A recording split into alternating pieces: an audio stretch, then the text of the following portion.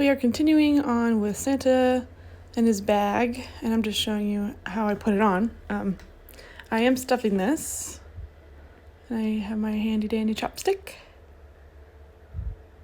for the little areas. See how narrow the bag is right there? I'm gonna have to really be careful with how much stuffing I use here so it doesn't bulge. And then this is gonna just stay open, I believe. Okay, we are doing Santa's other arm, and I'm just going to pin these two together, and this is, I believe, also stuffed. So once I applique and stuff this, then we'll put the hand on, and here is the sleeve and the little tiny bit of embroidery. So there is a cut line here, which you don't see a lot in these kits, so I figured I might as well show you how I do it, or how I decided to do it.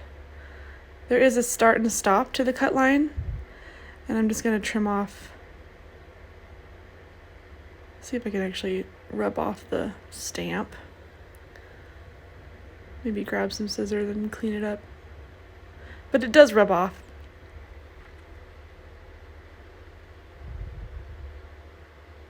Just going to clean it up here. We're going to attach this to the arm, and we are stuffing this section, so I'll show you after I sew it together. See the stuffing? That's how we're stuffing it. And we're going to insert his little hand, his little glove inside this part that we cut out, and we're going to applique it inside. It can be a little fiddly, so just get it to where you can get it, and then maybe just use a couple of pins and applique around it.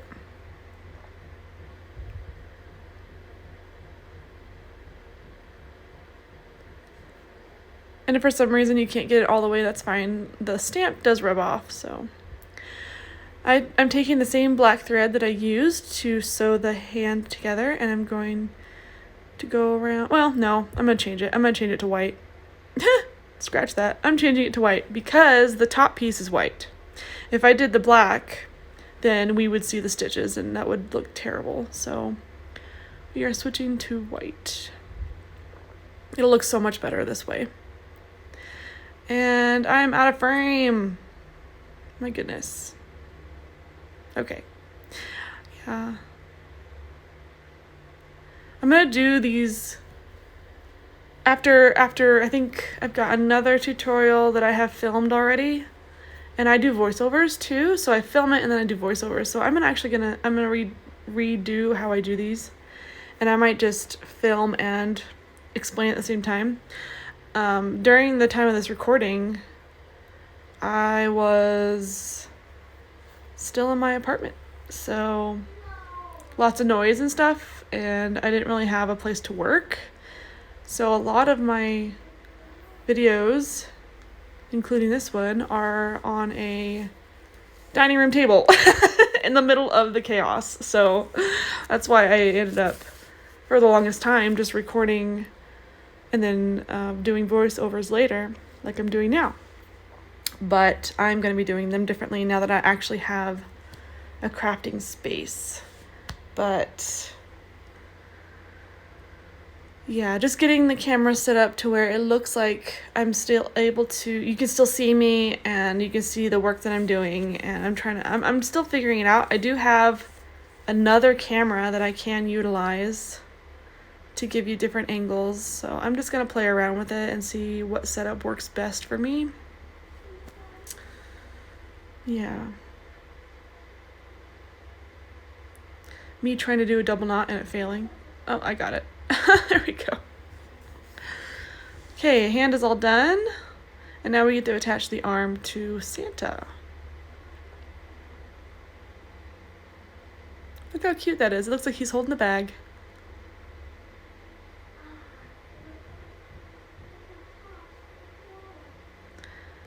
Alright, I appliqued his arm to here, and I left his hand kind of just I think I tacked it down in a couple spots, but that's about it. I didn't like completely applique the entire piece onto there.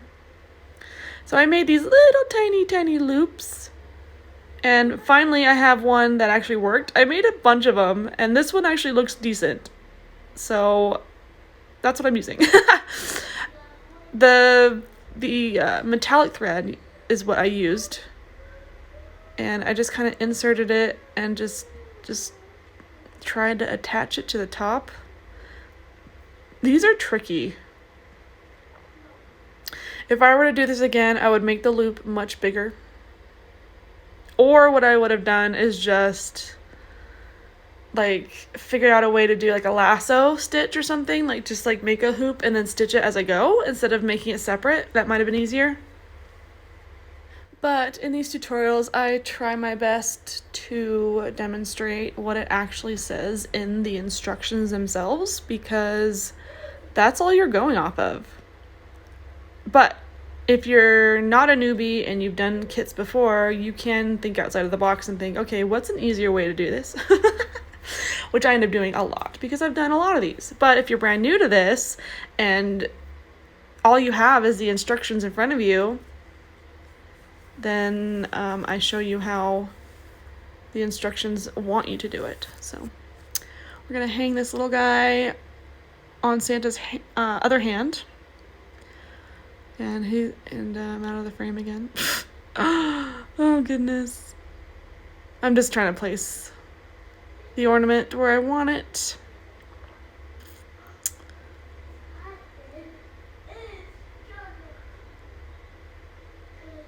So I think I'm gonna attach it to the back of his hand right here with a couple of stitches.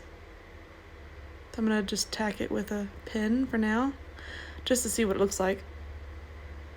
I'll try to attach it with a pin.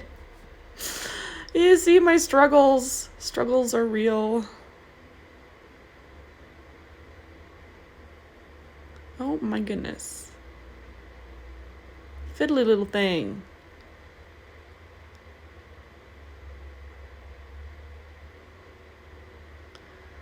Okay, you kind of get my thought process there. Trying to figure out the best position for this dang ornament. Okay, just grabbing some thread. I'm just gonna do a couple of stitches here to make sure it doesn't move, because this is a dangling ornament and we want it to dangle. So I don't want it to be like so stiff to where it doesn't look like it's hanging. I'm sure there are easier methods to do this, but it is what it is. I'm trying to be as creative as possible with these little things. In the end, though, it turns out really cute, so it's a little bit worth it. Just a little bit worth it. And I'm sorry it's hard to see because black on black is hard to see, but I am doing a double knot there and hiding my tail, and I'm gonna snip this, and then we're gonna attach the hand. And that's kind of what I'm looking at right there. There we go. That's what I wanted.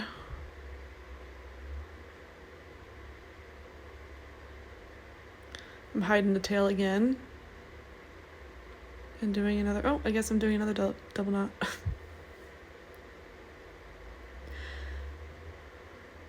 Just to be extra cautious. Because all that's really attached is that metallic thread. That's it.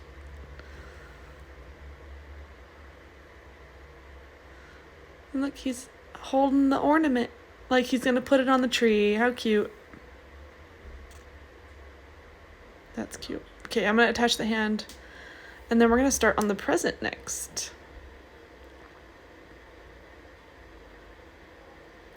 Moving on to the present. Present has an outline stitch with the black to kind of give the present a more 3D look. And then I made some cording off camera. If you don't know how to make cording, I do have a separate video for that. I will link it up in the cards above. It's very easy to follow, and I've had a lot of good feedback from it.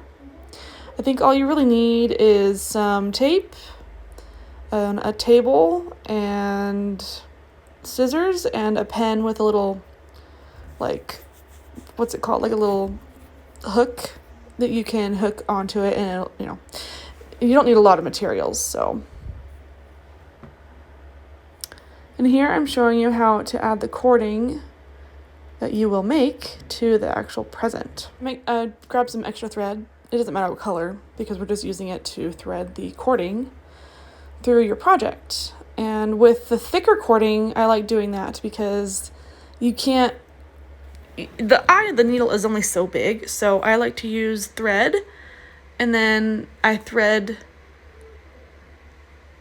one end, like I thread it through one end of the cording and then the other end through the needle, and I just kind of use that as like a way to like feed it through, if that makes sense.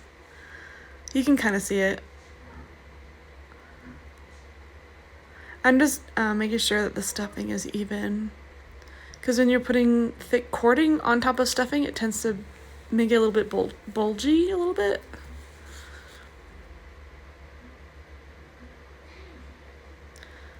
And it doesn't really tell you in the instruction how to do, like how to put the cording on top of the present. It just says, you know, add the cording. So there's different ways you can do it, but this is my way that I'm showing you, and I figured out. It actually took me a while to figure out like the combination without having to cut cording or use up extra cording in the back. Oops. Got it caught. So it turned out pretty cute. And then I will go back after I knot this at the end. I'll knot it in the back so it doesn't move. And then I will go back and tack it down in the back. Here's me knotting it. Knot it twice. So knot it the first time, really, really, really close to your project, so it doesn't like be really, really loose.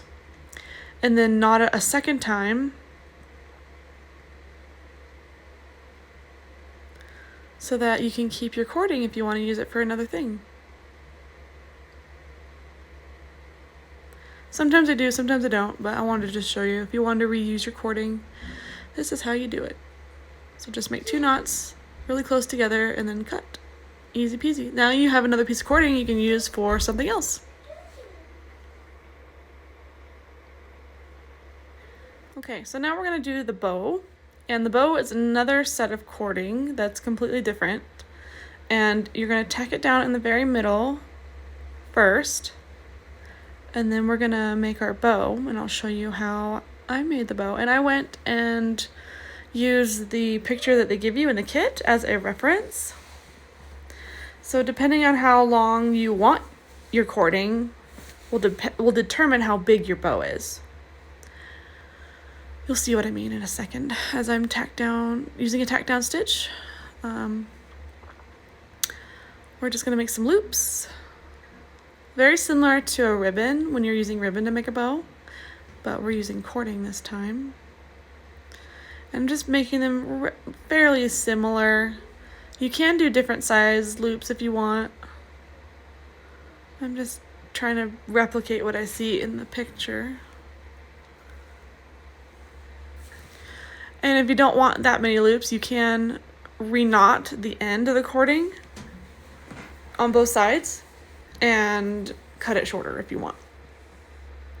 Totally up to you. I'm just kind of bunching it up. So I'm going to tack all of it down with my string here, with my thread.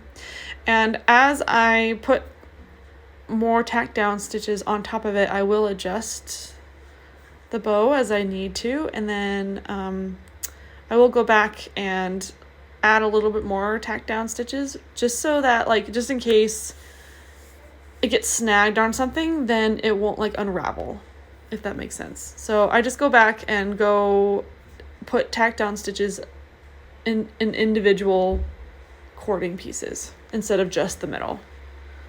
So that way it won't go anywhere. Oh, you can also, I didn't do it on this one. I don't think I did. You can also, if you have fray check, you can add a couple of drops of fray check on the middle of the bow, and that will actually help stiffen the material just enough to where it won't like go anywhere. So that's an option too, if you have some fray check around.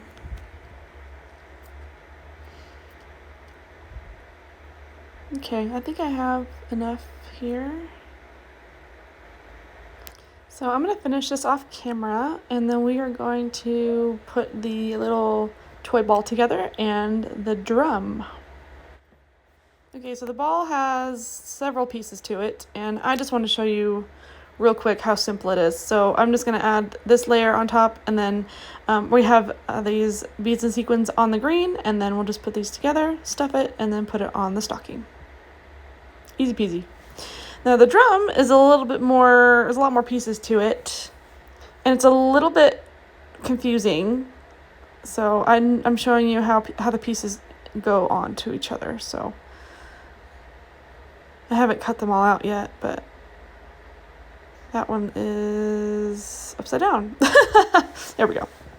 So that's how they're supposed to go together. So we're just going to add all the elements on it first. And then put it together. Okay, so here's what the drum looks like completely put together. Now we have to add the cording to it. Now that you are a master at cording.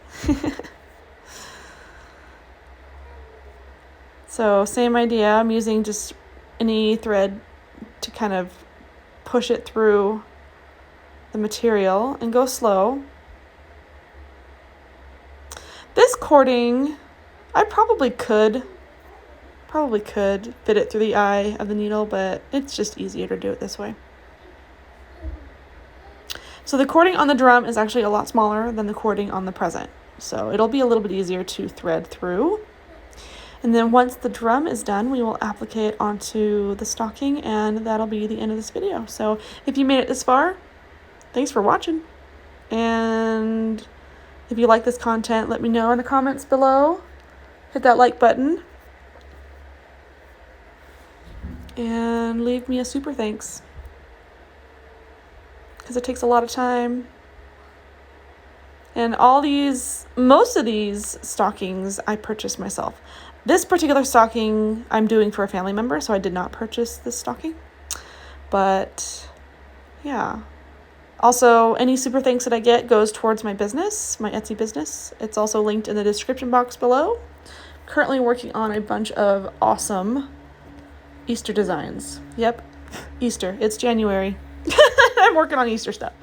So check those out, and check out my vlogs, because I'm doing vlogging now in my new craft room, which is so great. It's so great to have your own space to just make stuff. And I love reading all your comments and suggestions, so leave me one down below if you want to see something else. What kits are you working on? What projects are you working on? Do you want to see more of behind the scenes from me? Because I have an Etsy shop, and I like to do behind the scenes and just do some creative vlogging. I like hearing different ideas and finding out like what works for what I want to do, because I mainly do embroidery. So I do hand embroidery, obviously, but I also do machine embroidery, and I want to do more of machine embroidery. But I'm very limited because I have a Brother PE 800, and the biggest hoop that I can work with is a 5x7. So I can only do designs in that big of space. I'm hoping someday I'll be able to get a multi-needle, but it's not in the cards for me right now. Anyway, oh my gosh, the drum turned out so cute. We're going to put this right here, going to apply it, and we will be done for this video. If you want to see the rest of the stocking be made, make sure that you subscribe so you don't miss any new videos coming out. And I did only do a few tack down stitches. I did not applique it all the way around, just tack downs. Okay. I'll see you guys in my next video. Thanks for watching. Bye.